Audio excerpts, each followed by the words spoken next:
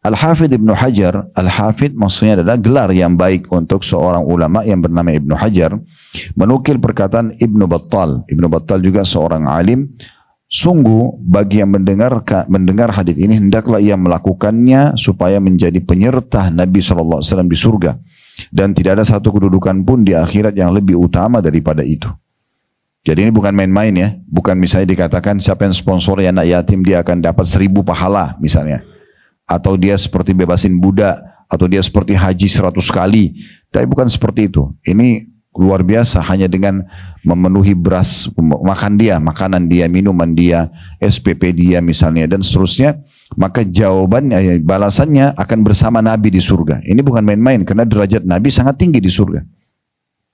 Tidak ada tempat tertinggi di surga kecuali milik Nabi Muhammad SAW. Sebagaimana dalam hadis tentang azan, kata Nabi SAW, kalau kalian dengarkan azan atau muadzin mengumandangkan azan, ucapkan apa yang diucapkan. Setelah itu bacalah salawat kepadaku, karena siapa yang baca salawat kepadaku maka dia akan dibalas dengan 10 kali rahmat. Ya. Kemudian kata Nabi SAW, lalu mintalah al-wasilah untukku. Siapa yang minta wasilah untukku, sesungguhnya dia adalah tempat tertinggi di surga dan tidak dimiliki kecuali untuk satu orang saja. Siapa yang minta wasilah untukku, dia akan mendapatkan syafaatku. Kalau sudah hafal doa habis azan kan begitu ya. Setelah muadzin mengatakan la ilaha illallah terakhir, tentu dari Allah Akbar sampai la ilaha illallah kita ulangi sama-sama, kecuali hayya 'alas shalah hayya 'alal falah kita mengatakan la haula wala quwata illa billah. Begitu selesai muadzin mengatakan la ilaha illallah, kita juga mengatakan la ilaha illallah, lalu kita baca salawat Ibrahim yang di tahiyat. Allahumma shalli ala Muhammadin wa ala ali Muhammadin kama shallaita ala Ibrahim wa ala ali Ibrahim innaka Hamidum Majid wa barik ala Muhammadin wa ala ali Muhammad kama barakta ala Ibrahim wa ala ali Ibrahim innaka Hamidum Majid. Lalu kita baca doa habis azan. Allahumma rabba hadhihi da'wati tamma. Ya Allah, sungguhnya ini adalah panggilan yang sempurna. Wassalatil qa'imah, dan salat akan didirikan. Ati Muhammadanil wasilata wal fadilah. Karuniakanlah kepada Nabi Muhammad al-wasilah. Ini tadi tempat tertinggi di surga yang Nabi SAW mengatakan, lalu mintalah untukku al-wasilah, karena dia adalah tempat tertinggi dan terbaik di surga, tidak akan dimiliki kecuali untuk satu orang saja. Ini tempat yang paling lux, yang paling VIP di surga, tidak ada kecuali satu. Kata Nabi SAW, dan aku berharap aku pemiliknya. Siapa yang meminta wasilah untukku, dia akan mendapatkan syafaatku. Maka kita baca, ya Allah karuniakanlah Nabi Muhammad SAW al-wasilah dan juga al-fadilah. Fadilah keutamaan yang besar. Wab'athu maqaman mahmudan illati wa'adta, dan karuniakan dia kedudukan yang tinggi telah engkau janjikan. Innaka la tukhliful mi'ad, sesungguhnya engkau tidak akan memungkiri janjimu. Jadi kita bisa bayangkan kalau al-wasilah adalah sebuah istana yang paling lux di surga. Dan Nabi SAW mengatakan dalam keutamaan mensponsori anak yatim, aku dengan sponsor anak yatim seperti ini di surga. Kira-kira seperti apa itu? Akan derajat yang sangat tinggi, ya, derajat yang sangat tinggi. Dan makanya di sini Ibnu Battal mengatakan harusnya setiap muslim setelah mendengar hadis ini jangan dia sia-siakan. Walaupun cuma satu anak yatim. Walaupun cuma satu orang saja, tapi sponsori dia. Makna sponsor saya bilang adalah rutinkan ya. Bukan cuma sekali kita urus dia. Bagaimana apa yang kita makan, dia makan. Apa yang kita minum, dia minum. Kita penuhi kebutuhannya. Dan ini hanya sampai dia balik saja. Setelah dia balik itu sudah bukan yatim lagi. Kita bisa cari anak-anak yatim yang lain. Yang itu. Tapi kalau Bapak Ibu ingin lanjutkan anak yatim yang tadinya kita sponsori, misalnya dia tinggal di rumah, kemudian kita sponsori, maka sampai dia balik, kemudian kita terus saja melanjutkan pembiayaan dia, misalnya sampai dia menikah, sampai itu adalah tambahan kebaikan. Tapi keutamaan tadi sponsor yatim hanya sampai dia balik saja. Dan perlu digarisbawahi, rumah yang paling baik adalah rumah yang ada anak yatimnya. Sebagaimana Nabi SAW sampaikan dalam sebuah hadis, ya. Ini saya sering bahasakan, ya. Tapi jangan tersinggung dengan itu ya, karena ini hanya gambaran supaya kita lebih memahami mana yang lebih besar manfaatnya. Daripada Bapak Ibu pelihara kucing di rumah, ya, keluarkan biaya makannya, biaya ininya, biaya itunya. Kenapa enggak sponsori anak yatim? Kucing enggak bisa ngaji, kucing enggak bisa sholat. Pahalanya hanya sekedar merawat hewan saja. Ada pahala, ada pahala. Sudah kita jelaskan di bab-bab sebelumnya. Memelihara hewan ada pahala dari hewan, iya. Tetapi kalau anak yatim bisa diajarin sholat, ya, bisa mengaji, bisa hafal Quran, dan pahalanya nanti balasannya di surga bersama dengan Nabi SAW. Jadi kenapa enggak anak yatim? Ya, Sampai balik, biarkan dia mandiri, ganti anak yatim yang lain. Kan gitu. Itu sangat baik. Kalau tidak, misalnya ibu dan bapak diberikan oleh Allah SWT kelebihan rezeki, bisa kita punya tanah misalnya, itu rumah tidak dipakai. Lalu kita jadikan sebagai rumah yatim. Biarkan di situ mereka tidur. Jadi kayak asramahnya, dididik hafal Quran. Itu lebih bagus juga. Ya. Karena kita sama aja, itu kan rumah kita juga, tapi tidak tinggal bersama kita aja. Cuma rumah itu kita jadikan sebagai tempat yatim, kita wakafin. Itu bagus sekali. Ya, sehingga bukan cuma satu yatim, tapi sekian puluh, sekian belas yatim bisa disponsori. Maka itu sangat baik. Dan mereka tidak apa-apa dikasih syarat hanya sampai balik saja. Gitu kan? Setelah balik kita buatkan atau berikan kepada dia pelatihan-pelatihan supaya bisa mandiri. Sehingga digantikan oleh yatim-yatim yang lain. Al-Hafidh Ibnu Hajar tadi menukil perkataan Ibnu Battal itu. Kemudian beliau mengatakan lagi di paragraf terakhir, bisa jadi yang dimaksud adalah dekatnya kedudukan ketika memasuki surga. Maksudnya sangat dekatnya kita dengan Nabi SAW nanti kalau sponsor yatim di dunia, walaupun satu, tentu makin banyak disponsori maka makin besar dan melimpah pahalanya. Ini yang dinukul oleh penulis. Dan kedepannya insya Allah kita akan masuk di bab jihad. Ya, ini panjang lebar juga akan kita jelaskan, apalagi di masa kita sekarang sedang terjadi di Palestina. Ya, akan panjang lebar kita jelaskan pada pertemuan akan datang. Baik Bapak Ibu sekalian, saya akan masuk ke syarah atau penjelasan tambahan informasi berhubungan dengan masalah sponsor yatim ini. Yang pertama, kita akan coba jelaskan dulu masalah definisi ya. Tadi sudah kita jelaskan yatim adalah yang meninggal ayahnya dan itu sudah disepakati oleh para ulama. Sebenarnya dalam bahasa Arab yatim atau yatimah anak laki-laki atau anak perempuan yang kecil yang belum balik yang meninggal ayahnya itu memang dalam definisi bahasa Arab diistilahkan dengan yatim atau yatimah. Tetapi setelah dimasukkan atau dihubungkan dengan agama Islam maka memang ini kan tadi definisi dalam bahasa Arab. Dalam definisi agama pun sama. Tidak ada perubahan dari makna tersebut. Ya. Contoh misalnya supaya Bapak Ibu bisa faham lebih jauh. Kalau sholat dalam bahasa, istilah bahasa Arab itu adalah doa. Ya. Tapi istilah agama beda. Istilah agama adalah, dia adalah gerakan dan ucapan tertentu yang diatur dengan tata cara tertentu, dimulai dengan takbiratul ihram, diakhiri dengan salam. Jadi memang kadang-kadang ada perbedaan penjelasan definisi dalam dari sisi bahasa atau etimologi dengan terminologi secara istilah syar'i. Tapi khusus yatim atau diantara yatim ini sama saja definisi bahasa Arabnya atau etimologi dengan syar'inya atau istilah terminologinya. Dan Nabi SAW membatasi yatim tadi saya bilang hanya sampai balik sesuai dengan sabda beliau di dalam hadis yang diriwayatkan oleh Abu Daud dan hadis ini hadis sahih, la yutamma ba'da ihtilam, ya, atau la yutma ba'da ihtilam, tidak ada lagi keyatiman setelah balik. Jadi nggak boleh nenek-nenek kakek-kakek ngaku yatim, ya, bantu saya yatim. Ini yatim dari mana, ya? Kemudian yang dimaksud dalam hadis di sini adalah tidak ada lagi keyatiman setelah mimpi. Sebenarnya begitu hadisnya, ya.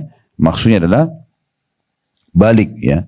Dan ulama merincikan tentang masalah balik itu tidak harus selamanya mimpi, tetapi yang paling sering adalah adanya tanda-tanda. Seperti laki-laki tumbuhnya kumis misalnya, berubahnya rongga suara gitu kan, postur tubuh yang lebih besar. Kalau perempuan sudah ada haid, ada payudara dan seterusnya. Nah ini sampai batas itu maka sudah lepas istilah yatim dari mereka. Ya. Kalau anak-anak yang meninggal ibunya tidak dikatakan yatim. Biasa di Indonesia ditambah dengan piatu. Ya, sebenarnya tidak ada dalam hukum syariat. Kenapa ayah saja ya di sini yang dianggap kalau dia meninggal anaknya jadi yatim? Karena memang dia sponsor keluarga. Yang diwajibkan kerja cari nafkah, ayah. Ibu tidak ada kewajiban cari nafkah. Kalau ibu bekerja, ibu punya income, itu adalah tambahan saja. Tidak ada kewajiban. Kenapa perempuan mendapatkan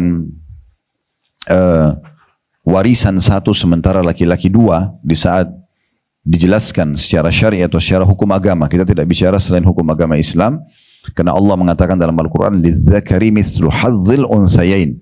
Sesungguhnya laki-laki akan mendapatkan dua bagian dari perempuan, karena perempuan dalam setiap keadaannya, ibu dalam setiap keadaan akan selalu terjamin. sebelum menikah ibu wajib dibiayai oleh ayahnya. Jadi walaupun seorang wanita tuh, maaf ini bahasa saya hanya contoh saja, sampai gadis tua tetap ayahnya wajib membiayainya selama dia belum menikah. Selama dia belum menikah. Kalau anak laki-laki kewajiban ayahnya membiayai hanya sampai balik saja. Hanya sampai balik. Nah, kalaupun perempuan misalnya sebelum menikah wajib dibiayai oleh ayahnya. Kalau ayahnya meninggal berarti pamannya, saudaranya, tidak boleh dibiarkan. Kalau dia sudah menikah wajib dibiayai oleh suaminya. Maka dalam dua keadaan, sebelum nikah terjamin, setelah menikah terjamin, kan gitu. Itulah yang Allah sebutkan juga agar para wanita bertakwa kepada Allah Subhanahu wa taala, ya, karena Allah menjelaskan dalam kitabnya, ya, Allah telah menjaga mereka. Makna menjaga para wanita ini, ya, adalah Allah jaga keamanan mereka dari sisi kebutuhan sebelum nikah dan juga sesudah nikah. Jadi memang itu sangat penting untuk difahami, karena saya mendengarkan dari beberapa jemaah yang sudah mulai ikut ta'lim, mereka berkeluh kesah di saat pembagian warisan tetap mereka ngotot untuk laki-laki dan perempuan disamakan, padahal sebenarnya tidak boleh. Ini zalim terhadap hukum Allah Subhanahu wa taala. Karena memang ibu harus faham kalau sudah dijamin dalam syariat Allah Subhanahu wa taala sebelum nikah dan sesudah nikah, ya. Kalau anak laki-laki hanya sampai balik. Jadi kalau ada ayah membiayai anak laki-lakinya sampai kuliah, itu luar biasa, itu sudah tambahan, karena kewajiban dia sebenarnya hanya sampai balik saja. Nabi SAW mengingatkan kita agar berhati-hati dan selalu menjaga anak-anak yatim ini. Begitu juga dengan para wanita, terutama yang janda-janda yang kita jelaskan pada pertemuan yang lalu. Janda-janda yang tidak punya kemampuan, susah hidupnya, tidak ada keterampilannya bekerja, gitu kan. Apalagi punya anak-anak kecil, itu pahalanya sangat besar kalau untuk disponsori. Dan Nabi SAW mengatakan dalam sebuah hadis riwayat Ibnu Majah, dan hadis ini dihukumi sahih oleh An-Nawawi dan juga Albani, Allahumma inni kata Nabi SAW, Allahumma inni uharriju haqqad da'ifaini al-yatimi wal mar'ati. Ya Allah, sungguhnya aku menganggap berat dosa penindasan atas hak dua kaum yang lemah, yatim dan para wanita. Yatim dan para wanita. Tentu di sini yang dimaksudkan adalah yatim yang tidak ada, ya, kemampuannya, miskin, ya. Atau yatim tadi saya bilang di awal-awal mereka punya kemampuan tetapi tidak tahu mengelola harta tersebut. Dia tidak tahu mengelola harta tersebut. Baik, kita akan masuk lebih dalam kepada beberapa hadis-hadis Nabi alaihi salatu wassalam, ya, tentang masalah keutamaan, dalil-dalil tentang keutamaan mensponsori anak yatim ini, ya. Di antaranya adalah hadis Nabi SAW yang baru tadi kita bacakan, ana wa kafilul yatimi fil jannati kahatain. Jadi ini lafadznya agak berbeda. Kalau tadi kan saya dengan sponsor anak yatim, ya, dalam buku kita itu lafadz hadisnya, ya, saya dan sponsor anak yatim di surga seperti ini. Namun di sini ada lafadz lain, kemudian dikatakan qala syakka Sufyan fil wusta awillati yalihil ibham. Namun saja dalam riwayat ini Sufyan sempat ragu apakah Nabi SAW merapatkan jari tengah dengan jari telunjuk atau jari telunjuk dengan ibu jari.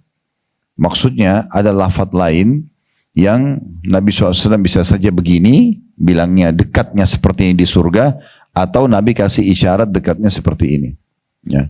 Tapi ini lafadz lain yang bisa dijadikan sebagai pegangan. Kita tambahkan dengan riwayat Abu Darda radhiyallahu anhu, ya, dia mengatakan bahwasanya Nabi SAW pernah didatangi oleh seseorang yang mengeluhkan kerasnya hatinya. Jadi dia susah sekali untuk khusyuk, susah sekali untuk semangat ibadah. Ya, seperti kita misalnya tiba Ramadan, insyaAllah besok semoga Allah mudahkan kita bisa menyelesaikan Ramadan dengan penuh iman, ilmu dan amal saleh. Allahumma amin. Biasanya ada orang tidak tersentuh sama sekali, tidak ada rasa semangatnya, atau mungkin setiap hari berlalu saja begitu saja malamnya tanpa qiyamul lail, setiap hari berlalu tanpa ada zikir, tanpa ada istighfar, tanpa ada bacaan Al-Quran. Maka itu berarti hatinya keras, karena dia seperti orang yang tidak terdorong untuk memiliki aset dan amal yang dia kan membahagiakan dia di akhirat, dan dia tidak faham itu sehingga dia lalaikan banyak waktunya. Maka ada seseorang mengeluh itu kepada Nabi SAW, lalu Nabi SAW menyarankan dia, ayatuhibbu ayyalina qalbuk wa tudrika hajatuka, apakah kau mau hatimu menjadi lembut supaya gampang, mudah tersentuh, mudah nangis, sedikit diingatkan langsung mau diamalkan, dan kamu mendapatkan dan terpenuhi hajat-hajatmu, maksudnya Allah akan penuhi apapun permintaanmu? Tentu orang ini mengatakan iya.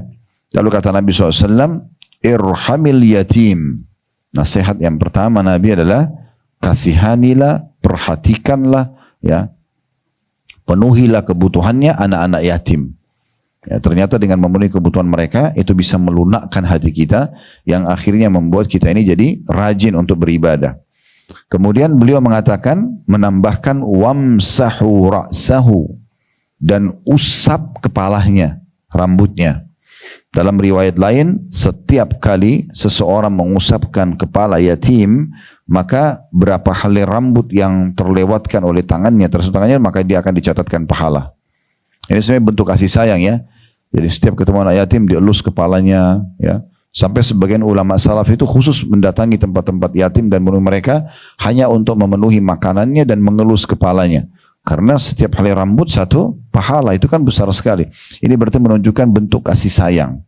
Sunnah Nabi SAW mengusap kepala mereka. Wa at'imhu min ta'amik, dan berikanlah makanan dari makanan yang kau makan.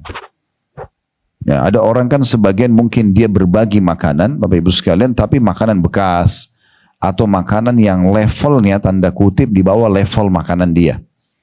Nah, ini tidak maksimal dalam bersedekah. Maksimal dalam bersedekah, Bapak Ibu makan makanan, misalnya di satu restoran, anggaplah restoran itu bintang 5, restoran yang enak, atau anggaplah makanan itu sangat enak, membuat Anda puas. Coba beli porsi yang sama, ya, jumlah yang sama, maksudnya saya lauknya, porsi nasinya dan segala macam, lalu berikan kepada tukang parkir, berikan kepada orang miskin di jalan. Nah, itu memberikan makanan sekelas makanan yang kita makan, itu maksimal dalam bersedekah. Jadi di sini ingat pesan Nabi SAW, ya, 3, kasihanilah anak yatim, itu rahmati mereka. Maknanya perhatikanlah mereka, cari mereka, ya, cari tahu tentang mereka, kemudian bantu kebutuhannya dan seterusnya. Kemudian usaplah kepalanya dan berikanlah dari makanan yang kamu makan. Yalinu qalbuka wa tudriku hajatuk. Maka pasti kata Nabi SAW, hatimu akan lembut dan akan dipenuhi hajat-hajatmu. Hatimu akan lembut dan akan dipenuhi hajat-hajatmu. Oleh karena itu salah satu poin yang sangat baik kalau misalnya Bapak Ibu punya hajat yang kira-kira menurut Ibu dan Bapak belum terpenuhi. Apa saja? Cari anak yatim, sponsori mereka. Sudah jelas Nabi SAW menjamin akan terpenuhi, ya, kebutuhan-kebutuhan kita. Maka ini poin penting. Kalau seandainya bertemu antara yatim, sudah yatim, kemudian miskin, maka kita dapat 2 pahala di situ. Sponsor yatimnya dan kemiskinannya. Nah, masuk dalam hadis yang kita pelajari yang lalu, ya, tentang masalah janda dan orang miskin, yang kata Nabi SAW, as-sa'i alal armalati wal masakin. As-sa'i sudah kita jelaskan yang lalu, seperti kalau Bapak Ibu lagi umroh kan ada sa'i antara Safa dan Marwah, ya. Apa itu sa'i? Berjalan dengan susah payah untuk mencapai target, itu namanya sa'i. Nah, kata Nabi SAW, as-sa'i alal armala. Sengaja orang mencari janda-janda yang tidak mampu dan sulit, dan juga orang-orang miskin, kal mujahidi fisabilillah. Pahalanya sama dengan orang yang sedang jihad di jalan Allah. Wa kalladhi yasumun nahara wa yakumul lail. Dan seperti orang yang sedang berpuasa di siang hari, non-stop puasa selama setahun penuh. Selama ibu dan bapak sponsori yatim dan cari orang-orang miskin ini, serta juga janda-janda yang tidak mampu ini, maka sama kita puasa terus panjang hari selama kita sponsori dia. Misalnya ibu dan bapak kasih uang, ini loh berasnya rumah anak yatim ini dari saya saja, atau listriknya, atau apa saja, sebulan, untuk sebulan ke depan. Berarti setiap hari seperti kita puasa non-stop selama 1 bulan tersebut. Dan juga selalu seperti orang yang sholat malam tanpa tidur. Itu diriwayatkan oleh Bukhari dan Muslim. Jadi memang pahalanya sangat besar. Nah, kalau yatim tadi itu orang kaya, sebagaimana tadi saya sudah bahasakan, kita tinggal mengelola hartanya dengan baik. Kalaupun kita menjadi walinya, ya, tapi ini jarang sekali terjadi tentunya, ya. Baik, bagaimana kira-kira ancamannya bagi orang yang sengaja memakan harta anak yatim. Ya, memakan harta anak yatim ini bisa saja dengan yang diamanahkan ke dia. Nia saya titip buat anak yatim ya di yayasan dia misalnya. Kebetulan dia ketua yayasan, kemudian dia tidak mengalokasikannya. Misal dari 100 juta uang yang masuk, dia cuma cairkan 10 juta, 90 juta dipakai sama dia. Perbaiki rumahnya, misalnya beli mobil, apalah, atau dia untuk dia, kebutuhan dia. Maka itu berat sekali ya. Ini besar sekali dosanya, nanti akan kita jelaskan. Insya Allah dalilnya. Begitu juga dengan orang yang tadi diamanahkan anak yatim yang kaya, dia menjadi walinya, kemudian dia menyalahgunakan penggunaannya. Dia penuhi kebutuhan anak itu, misalnya anak yatim itu dikasih uang sekolahnya, di bajunya, dia urus sebagai tantenya, sebagai pamannya, tapi mayoritas harta di rekening si yatim ini, yang ditinggal sebagai warisan, dia yang pakai. Ini nggak boleh, termasuk nggak boleh investasikan segala macam, kecuali nanti kalau dia sudah besar ditanyakan, atau dia sudah balik ditanyakan, ini mau diinvestasikan akan datang keuntungan begini misalnya. Karena kalau rugi nanti kan bahaya, bisa saya dia tidak dapat haknya, bisa saya dia tidak mendapatkan haknya. Kita bisa lihat dalam surah Al-An'am ayat 152 dan Al-Isra ayat 34. Al-An'am surah nomor 6 ayat 152, Al-Isra ya juga ayat 34. Al-Isra surah nomor 17 ya.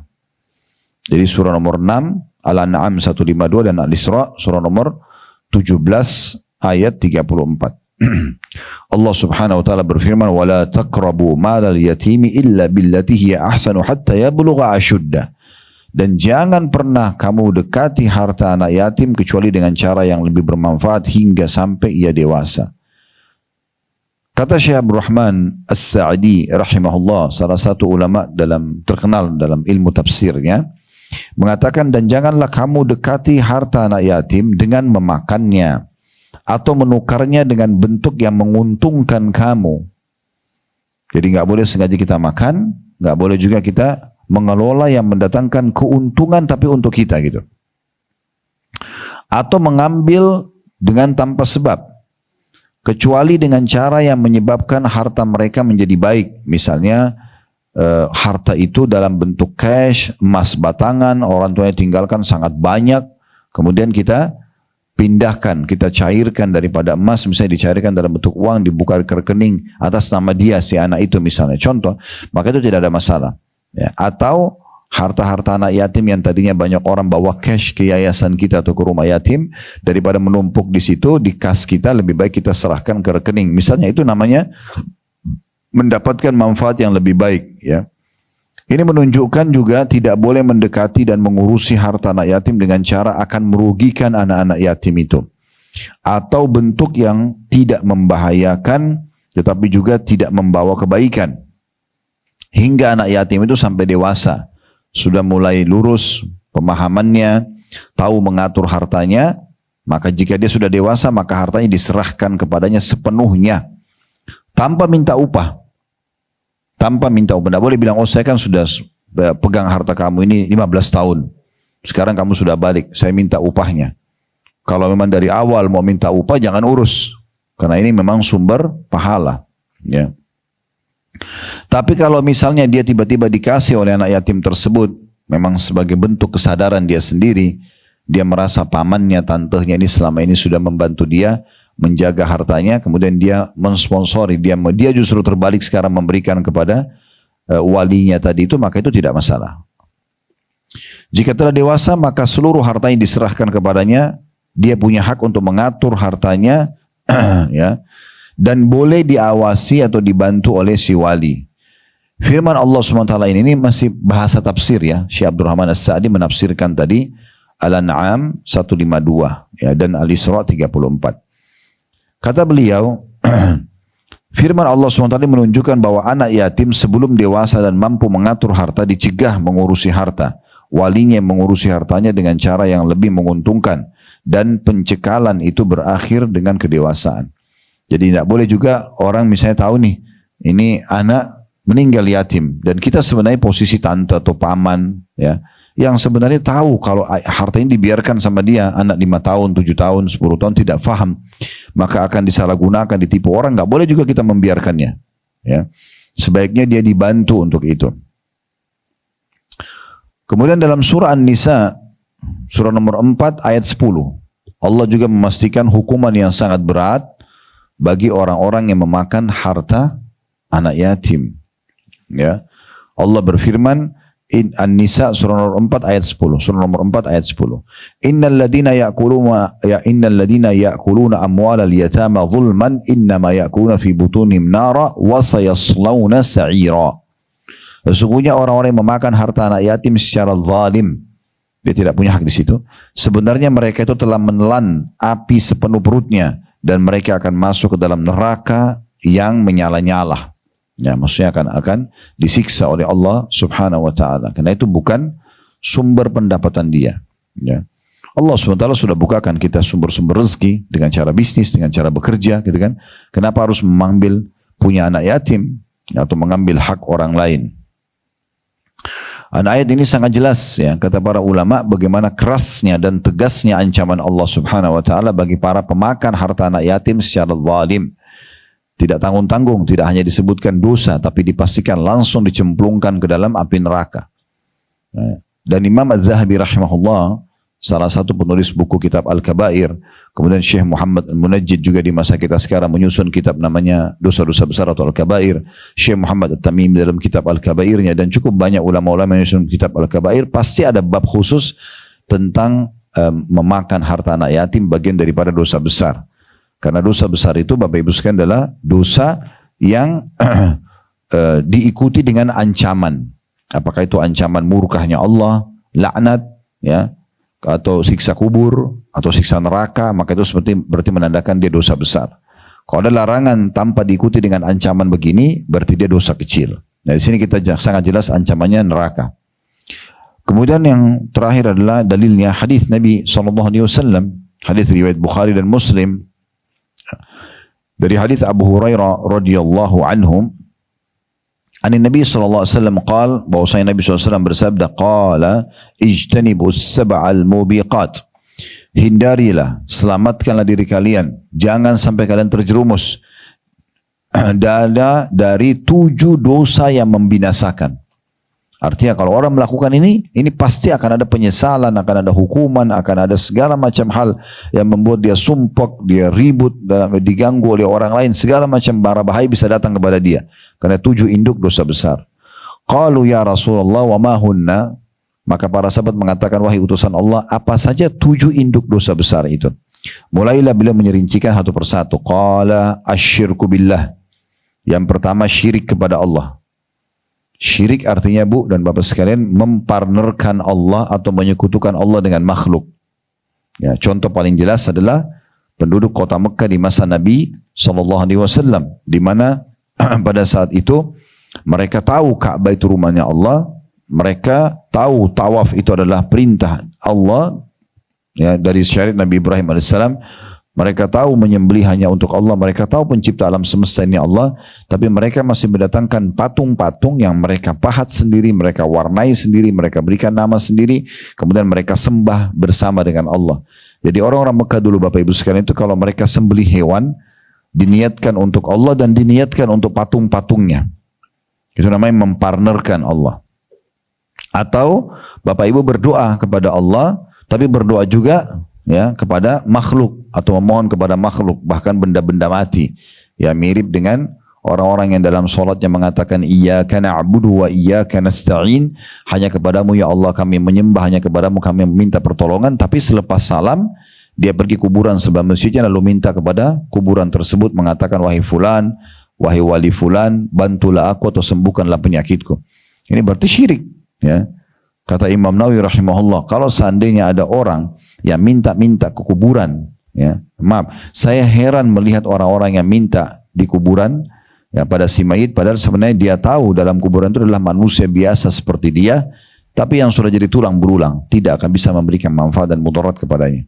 Kalau dia yakin jenazah yang ada di dalam itu, walaupun itu dianggap seorang wali, ya, bisa memberikan manfaat ataupun mudarat, maka tentu saja, ya, kita harus yakin pencipta dia, pencipta mayit itu, pencipta tanah itu, pencipta batu itu, yaitu Allah SWT jauh lebih mampu. Makanya para sahabat ridwanullah alaihim kalau sendal mereka putus mereka minta kepada Allah secara langsung. Sesuai dengan sabda Nabi SAW, mintalah kepada Tuhan kalian apa saja sampai kepada tali sendal kalian yang putus. Ya. Jadi memang kita harusnya minta kepada Allah Subhanahu Wa Taala dan jangan mempartnerkan Allah dengan makhluknya. Ini perbuatan syirik bahaya sekali. Ya. Ini hati-hati sekali jangan sampai kita melakukan syirik. Masuk dalam syirik ini juga Bapak Ibu sekalian hati-hati dengan tatayur ya, menggantungkan nasib sama benda ya. Kebiasaan orang-orang Arab dulu Mekah, mereka itu, tapi waktu itu mereka pakai jasa dukun ya. Mereka datang ke satu dukun yang dipercaya di Mekah, kemudian mereka bayar dengan uang tertentu, lalu dukun itu akan mengeluarkan 3 bulu burung merpati ya. Jadi yang satu ditulisin lakukan, yang satu tidak, yang satu kosong. Ditaruh satu kotak, di kotak itu ditulis nama orang itu. Nah setiap kali dia mau lakukan aktivitas, misalnya dia mau keluar kota, dia mau bisnis, dia mau menikah, dia mau apa saja, maka dia datang ke dukun itu, dia bayar lagi, ini, begitu tradisi mereka. Dia bayar, kemudian dia masukkan tangannya ke dalam kotak, tapi dia masukkan tanpa dia lihat, ya tanpa dia lihat. Maka kalau keluar tangannya mengambil bulu yang ada tulisan lakukan, dia yakin dia akan dapat keberkahan. Kayak safar, bisnis, nikah dan seterusnya. Kalau keluar jangan lakukan berarti dia yakin dia akan kena bala, masalah. Pada saat dia kerjakan apa yang dia niatkan. Kalau keluar bulu yang tidak ada tulisan dia harus mengulanginya. Ini namanya tatayur, menggantung nasib sama burung itu, tidak boleh bulu itu ya. Nah ini mirip di Indonesia biasanya kita kalau tangan kanannya gatal ya, mau apa itu? Pasti hafal semua. Kalau tangan katanya gatal, mau keluarin uang ya. Tangan kiri mau dapat uang. Ini dari mana ini? Gak ada hubungannya. Kebetulan urat sarafnya lagi bermasalah. Kalau setiap tangan kiri gatal dapat duit, gatalin aja tiap hari. Atau ada juga kan gitu. Saya pernah dengar gitu. Ada orang pas dia lagi di hadapan saya kebetulan. Kemudian rupanya kelopak matanya kedap-kedip dia bagian atas. Ini masalah nih dia. Kenapa masalah? Ini berarti apa? Enggak, kalau yang di atas mau senang. Kalau yang di bawah berarti mau sedih. Ini biasanya ada berita kematian, ada berita musibah. Dari mana ini? Matanya kurang istirahat aja itu. Coba kalau dia istirahat cukup, gak bakal kedap-kedip gitu kan. Nanti kalau kuping, nanti kalau alis, nanti kalau ini macam-macam, ini semua tidak boleh ya. Gak ada hubungannya. Tidak boleh tatayur. Begitu juga dengan menggantungkan jimat-jimat. Ya, apa saja taruh di leher, taruh di badan, ya, untuk suami suka, untuk istri suka, untuk anak supaya tidak kena mata atau ain atau apa saja, itu semua tidak ada dalam agama Islam, ya, tidak boleh sama sekali. Saya pernah jelaskan ini ada satu ibu di pengajian, lalu dia kejar saya setelah pengajian, dia Ustaz, ini bagaimana? Rupanya ada satu kayak map kecil gitu ya, dompet kecil, di luar itu dibuka, dalamnya itu ada fotokopian kertas.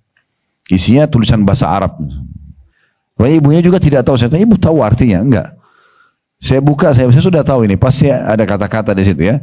Cuma tulis dalam bahasa Arab, cuma bahasa Indonesia. Ya, siapa yang menaruh ini di dompetnya atau di rumahnya maka tidak akan diganggu orang, tidak akan apa dan segala macam. Termasuk dalamnya ilmu kebal dan seterusnya. Ya. Makanya saya sarankan ibu-ibu juga kalau maaf ini saya pernah soalnya berapa kali dapati sama ya kasusnya di rumah kami sendiri. Jadi kalau ada PRT atau pembantu rumah tangga atau asisten rumah tangga kita baru masuk, ibu bahasakan. Nanti kalau di sini di rumah ini kerja dengan baik akan dapat haknya. Jadi tolong nggak usah bawa-bawa ya apapun jimat-jimat dari kampung sana. Kenapa? Rata-rata mereka bawa itu biasanya. Hanya untuk supaya majikannya suka segala macam. Nah jimat itu ada jinnya, ada dukun, ada syaitannya. Itu berbahaya gitu kan. Jadi banyak hal yang seperti itu. Saya juga pernah diundang waktu itu di salah satu negara, saya nggak usah sebutin. Banyak situ banyak sekali TKI kita ya, TKW kita terutama. Saya ajarin ruqyah syariah, pengobatan ruqyah supaya bisa lepas dari sihir, dari mimpi buruk dan segala macam. Tapi sebelumnya saya bilang, tolong panitia keliling dulu, kumpulin apapun jimat atau benda-benda pernah dikasih. Itu banyak sekali, satu kresek besar. Ya minyak wangi kecil, ya kain, ya apalah yang dijahit-jahit, tasbih kecil dan segala macam. Tapi bukan untuk berzikir tasbihnya, tapi untuk memang jadi jimat, sudah di mantra-mantrain dan segala macam. Nah, ini berbahaya sekali dan sekian banyak contoh-contoh dalam masalah ini yang harusnya kita hindari. Ya, makin kita murnikan tauhid kita kepada Allah, maka makin baik. Ya, Nabi Muhammad SAW itu, Bapak Ibu sekalian, kalau di depan pasukan musuh yang sudah di medan perang, beliau tidak gosok badan sahabat supaya kebal misalnya. Kan Nabi bisa saja ya, atau kasih kain yang Nabi sudah tiupin nanti jadi kebal. Nah, Nabi bahkan mengatakan, kumu ila jannati rabbikum. Ayo berdiri sekarang berperang menuju ke surga Tuhan kalian. Disuruh mati. Ya, bukan disuruh kebal. Nah, seperti itu. Ya, rata-rata teman-teman kita yang belajar ilmu-ilmu kebal ini kalau di ruqyah pasti kesurupan biasanya. Umumnya ya, saya tidak katakan semua. Selanjutnya yang kedua, dari 7 induk dosa besar, as-sihir was-sihru. Sihir. Ya, melakukan sihir. Sihir ini bisa dilakukan sendirian. Orang itu yang baca-baca mantra gitu kan. Tapi perlu diketahui sihir ini sebenarnya adalah lintas alam, Bapak Ibu sekalian. Lintas alam manusia. Supaya suaminya sayang, suaminya istrinya sayang dan cinta, misalnya dia bawa fotonya ke dukun. Kemudian dimantra-mantrain lah gitu kan. Atau supaya usahanya maju, maka pergi minta di sana ya, pelaris dan segala macam. Ini semuanya sihir, tidak boleh. Itu lintas alam karena menggunakan jasa jin. Perlu Bapak Ibu garis bawahi, dari 120.000 sekian nabi-nabi, diantaranya 313 rasul, dan yang wajib kita imani 25 nabi dan rasul, yang kita tahu namanya, pelajari kisahnya dan seterusnya, itu semuanya dari kalangan manusia. Tidak ada satupun jin. Kenapa? Karena manusia itu lebih tinggi daripada jin. Ya, derajatnya lebih tinggi sebenarnya. Kenapa orang yang lebih tinggi derajat minta sama orang yang di bawah dia, yaitu para jin-jin? Kan gitu. Dan selalu yang dijual itu adalah berita gaib, berita gaib. Seakan-akan jin tahu. Allah pastikan dalam Al-Quran, jin tidak tahu apa-apa. Jin tidak tahu apa-apa. Jadi jangan mau ditipu sama mereka. Termasuk dari para penyihir-penyihir sendiri, mereka ditipu oleh para jin-jin tersebut. Jadi nggak perlu. Lalu bagaimana caranya? Maka tidak usah lintas alam. Di alam kita saja. Sekarang kalau saya mau buat istri saya suka sama saya, apa yang saya lakukan? Sederhana kok. Saya santun sama dia, saya ramah sama dia, saya penuh kasih sayang, saya penuh kebutuhannya. Dia sudah suka, itu secara manusia kan. Begitu juga ibu sama dengan suaminya. Sama, santun, ramah, romantis, segala macam. Orang akan suka, selesai. Tidak usah bawa fotonya ke dukun. Gitu kan. Memaksa orang untuk suka dengan cara yang tidak benar, itu kan tidak baik. Itu contoh-contohnya, jadi nggak usah. Dan Nabi SAW sudah ingatkan, siapa yang mendatangi dukun, peramal, penyihir, penyamun, bertanya saja, bertanya, belum percaya, nggak diterima sholatnya 40 hari. 40 hari yang lalu ya, jadi 40 hari langsung dihapus pahalanya, bukan yang belum dikerjakan. Dan kalau datang kepada dukun, peramal, penyamun, penyihir, bertanya dan percaya, dia telah kufur kepada apa yang diturunkan kepada Muhammad SAW. Jadi tidak boleh sama sekali. Ini ada bahasan sendiri. Saya cuma karena terlintas tadinya kita jelaskan. Dan yang ketiga, waqatlun nafs allati haramallahu illa bil haqq. Membunuh jiwa yang dilarang kecuali dengan benar. Jadi sama sekali kita nggak boleh membunuh kecuali dengan syariat Allah Subhanahu wa taala. Misalnya kita diserang orang, kita membela diri lalu kita terpaksa membunuhnya, atau di medan perang, atau pemerintah menghukum mati para pelaku kriminal yang memang wajar ya dihukum mati misalnya. Maka ini ya dibolehkan, tapi kalau bunuh orang tanpa sebab, ini termasuk induk dosa besar. Yang keempat, wa aklu riba, memakan riba, ya, meminjamkan uang orang lalu sengaja minta ditambahkan, ya, itu tidak boleh.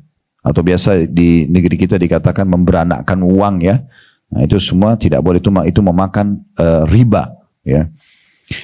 Jadi ada dua jenis investasi, Bapak Ibu sekalian. Ada investasi yang kita boleh mengambil keuntungan dengan dua sistem, mudharabah dan murabahah. Mudharabah itu ibu ikut dan bapak sekalian investasi di satu perusahaan, misalnya butuh modal 100 juta. Saya tawarkan, ini ada bisnis Bapak Ibu sekalian, siapa yang mau ikut, modalnya 100, ini contoh saja, 100 juta. Saya punya 50 juta sampai mau masuk 50 juta. Saya ada satu orang yang mengatakan, saya masuk Ustaz. Baiklah, ikutlah dia sama saya. Maka karena 50-50% modalnya masing-masing, maka nanti juga bagi hasil 50-50%, ruginya juga ditanggung 50-50% masing-masing. Ini namanya mudharabah. Kalau murabahah beli putus, saya mau beli mobil, saya nggak ada uang. Saya bilang kepada seorang muslim atau muslimah, saya mau beli mobil 200 juta, bisa beliin saya nggak ada duit. Boleh? Kata dia, saya belikan Khalid mobil itu, tapi saya nanti jual sama kamu 210 juta ya. Dinaikkan dengan keuntungan, tapi dari awal jelas. Lalu saya bilang, iya nggak masalah. Cuma saya cicil ya 10 bulan misalnya. Oke, selesai. Misalnya 210 juta berarti satu bulannya 21 juta misalnya. Contoh saja. Maka itu namanya murabaha. Ya.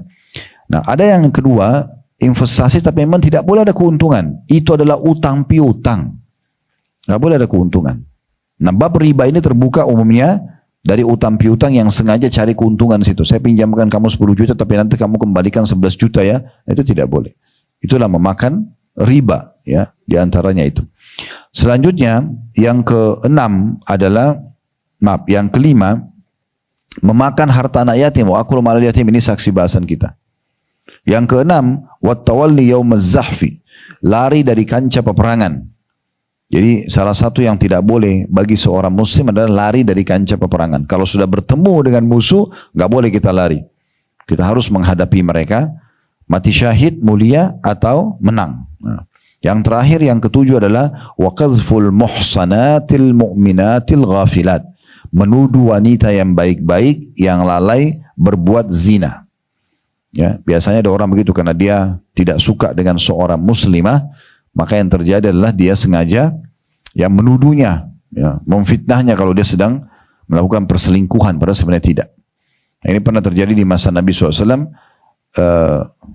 Ubaidillah atau Abdullah bin Abi Salul, ya, pemimpin orang munafik, dia yang menuduh Aisyah radhiyallahu anha, istri Nabi SAW, berzina dengan Safwan.